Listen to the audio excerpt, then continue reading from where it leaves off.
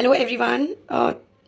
I hope every one is doing good. ಕ್ವಿಕ್ಕಾಗಿ ಒಂದು ಮಕ್ಕಳಿಗೂ ಯೂಸ್ ಆಗೋ ಥರ ನಮಗೆಲ್ಲನೂ ಇಷ್ಟ ಆಗೋ ಥರ full of veggies, full of protein, ನ್ಯೂಟ್ರಿಯೆಂಟ್ಸಿಂದ ಮಾಡುವಂಥ ಕ್ವಿಕ್ಕಾಗಿ breakfast, lunch, dinner recipe veggie fried rice ಮಾಡೋದು ಹೇಳ್ಕೊಡ್ತಿದ್ದೀನಿ.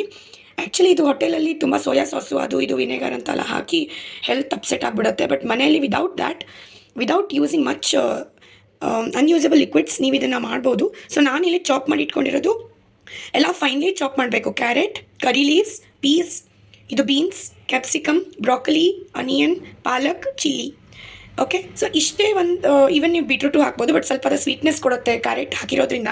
ಬೀಟ್ರೂಟು ಹಾಕಿಬಿಟ್ರೆ ಜಾಸ್ತಿ ಸ್ವೀಟ್ ಆಗುತ್ತೆ ಅಂತ ನಾನು ಅವಾಯ್ಡ್ ಮಾಡಿದ್ದೀನಿ. ಬಟ್ ಮಕ್ಕಳಿಗೆ ಇದು ಬೆಸ್ಟ್ ಆಪ್ಷನ್. ಎಲ್ಲ ವೆಜಿಟೇಬಲ್ಸ್ ತಿನ್ನಲಾರ್ದವ್ರು ಮಕ್ಕಳು ಇರ್ತಾರಲ್ಲ, ಅವ್ರಿಗೆ ಮಾತ್ರ ಇದು ಬೆಸ್ಟ್ ಆಪ್ಷನ್ನು.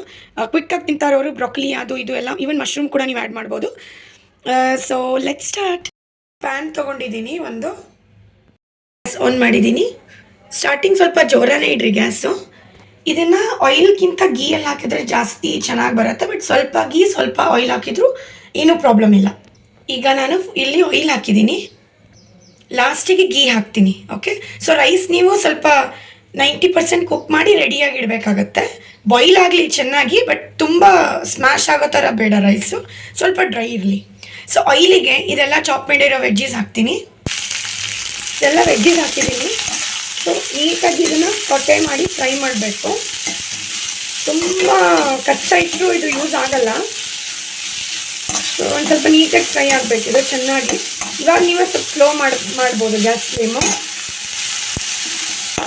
ನಾನು ಟ್ರೈಪೋಡ್ ಯೂಸ್ ಮಾಡ್ತಾ ಇಲ್ಲ, ಸೊ ಸ್ವಲ್ಪ ಶೇಕ್ ಆಗ್ಬೋದು ವಿಡಿಯೋ ಇವತ್ತು. ಇದು ಫ್ರೈ ಆಗ್ತಿರುತ್ತಲ್ಲ, ಫ್ರೈ ಆಗುವಾಗ ನೀವು ಇದಕ್ಕೆ ಸಾಲ್ಟು,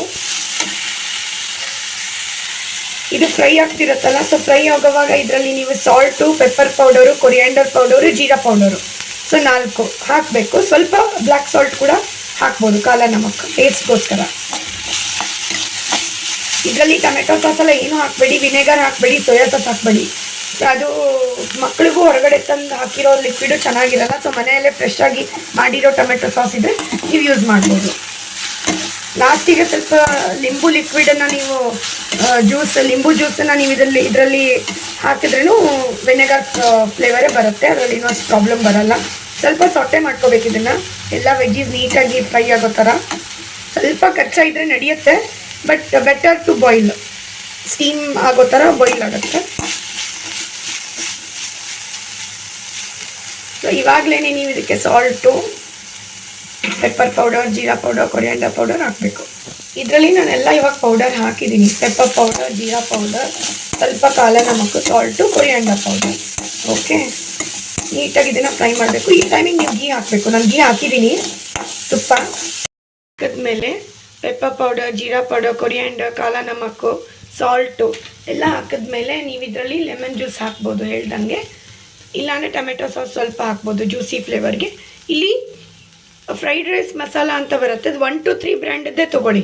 ನಾನೇನಿಲ್ಲಿ ಸ್ಪಾನ್ಸರ್ ಮಾಡ್ತಾ ಇಲ್ಲ, ನನಗೆ ಫೇವ್ರೇಟ್ ಆಗಿರೋದು ಹೇಳ್ತಾ ಇದ್ದೀನಿ. ಇದರಲ್ಲಿ ಸ್ವಲ್ಪ ಫ್ರೈಡ್ ರೈಸ್ ಮಸಾಲ ಸ್ಪೈಸಿ ಇರುತ್ತೆ, ಒಂದೇನೋ ಫ್ರೈಡ್ ರೈಸದ್ದು ಒಂದು ಫ್ಲೇವರ್ ಕೊಡುತ್ತೆ ಇದು ಹೋಟೆಲ್ ಥರ. ಸೊ ಸ್ವಲ್ಪ ಹಾಕೋದ್ರಲ್ಲಿ ಏನೂ ಪ್ರಾಬ್ಲಮ್ ಇಲ್ಲ. ಓಕೆ, ತುಂಬ ಹಾಕಬೇಡಿ, ಸ್ವಲ್ಪ ಹಾಕಿ ಮೇಲೆ ಸ್ವಲ್ಪ ಗೀ, ಇನ್ನೊಂದು ಸ್ವಲ್ಪ ತುಪ್ಪ ಹಾಕ್ಬಿಡಿ. ಅದರ ಮೇಲೇ ತುಪ್ಪ ಹಾಕಿ ಮತ್ತೆ ಈ ಥರ ಫ್ರೈ ಮಾಡಬೇಕು. ಇವಾಗ ವೆಜ್ಜೀಸ್ ಇಷ್ಟು ಫ್ರೈ ಆದರೂ ಸಾಕು. ನಾನು ಸ್ವಲ್ಪ ಪೆಪ್ಪರ್ ಜಾಸ್ತಿ ಹಾಕಿದ್ದೀನಿ. ಮಕ್ಕಳಿಗೆಲ್ಲ ಕೊಡೋದಾದರೆ ಪೆಪ್ಪರ್ ಪೌಡರ್ ಕಡಿಮೆ ಮಾಡ್ಬೋದು. ದೊಡ್ಡವರಿಗಂದರೆ ಪೆಪ್ಪರ್ ಪೌಡರು ಇಷ್ಟು ಪರವಾಗಿಲ್ಲ. ಸೊ ಗ್ಯಾಸ್ ಆಫ್ ಮಾಡಿಬಿಡಿ. ಸೊ ಇವಾಗ ನಾನು ಗ್ಯಾಸ್ ಆಫ್ ಮಾಡಿದ್ದೆ, ಆನ್ ಮಾಡಿದ್ದೀನಿ. ಇವಾಗ ಲೆಫ್ಟ್ ಓವರ್ ರೈಸಿಂದನೂ ಮಾಡ್ಬೋದು, ಫ್ರೆಶ್ ರೈಸಿಂದನೂ ಮಾಡ್ಬೋದು. ಲೆಫ್ಟ್ ಓವರ್ ರೈಸಿಂದಂತೂ ಬೆಸ್ಟ್ ಆಪ್ಷನ್ ಅನಿಸುತ್ತೆ ನನಗೆ. ಈವನ್ ಫ್ರೆಶ್ ಆಗಿ ಮಾಡಿರೋ ರೈಸಿಂದನೂ ಕೂಡ ಮಾಡ್ಬೋದು. ಇದು ನೋಡ್ತಿದ್ದೀರಲ್ಲ, ರೈಸ್ ಈ ಥರ ಸ್ವಲ್ಪ ಡ್ರೈ ಇರಬೇಕು, ಒಂಥರ ಸ್ಮ್ಯಾಶ್ ಆಗಿರಬಾರ್ದು ರೈಸ್. ಗ್ರೇವಿ ಜೊತೆಗೆ ಸರ್ವ್ ಮಾಡ್ಬೋದು. ನಾನು ಮಶ್ರೂಮ್ ಗ್ರೇವಿ ಮಾಡಿದ್ದೆ, ಸೊ ಅದ್ರ ಜೊತೆಗೆ ನಾನು ಸರ್ವ್ ಮಾಡ್ತೀನಿ.